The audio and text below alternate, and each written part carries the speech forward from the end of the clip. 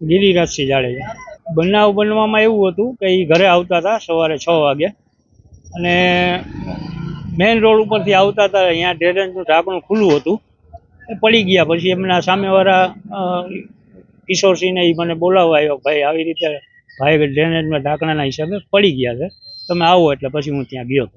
પેલા તો એવું હતું કે ભાઈ પડી ગયા લાગ્યું એટલે અમને તો એમ હોય કે ભાઈ હાડકાના વિભાગમાં દેખાડી આવી, એટલે અમે જીટી સેટે એમને લઈ ગયા હતા સવારે. એમાં હાસડીમાં ફ્રેક્ચર હતું, બરોબર છે. એટલે અહીંયા અમે એમની ટ્રીટમેન્ટ કરાવી અને પછી એમને એમ કીધું કે ભાઈ હાસડીમાં 4 ફ્રેક્ચર છે, એટલે એ કરાવીને પછી અમને ઘરે લઈ આવ્યા હતા. બેદરકારી સાહેબ, ઘોર કોર્પોરેશનની બેદરકારી. આ મેઇન રોડનું ઢાંકણું હતું, કોઈ શેરી ગલીનું ઢાંકણું નહોતું કે ભાઈ આ હાલશે ને ચાલશે ને વયું જાય નીકળી જાય. આ કોર્પોરેશનની જ બેદરકારી છે. અત્યારે બેસવું નહીં, આપણા હિન્દુ ધર્મ પ્રમાણે આપણે ત્યાં 7 દિવસ 11 દિવસ ત્યાં આપણે બધા બેસતા હોય, આવતા હોય, મહેમાન જતા હોય.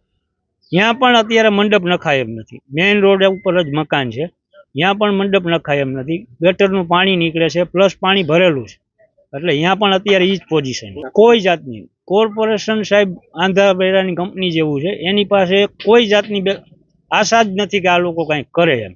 બધે તમે અહીંથી લઈ અને નાણાવટી ચોક છે, રામાપીર ચોક છે, ગમે એ રોડ ઉપર નીકળશો એટલે તમને ખાડા, ગટરના ઢાંકણા ખુલ્લા, નહીં બેરિકેટિંગ, આ જ જોવા મળશે સાહેબ.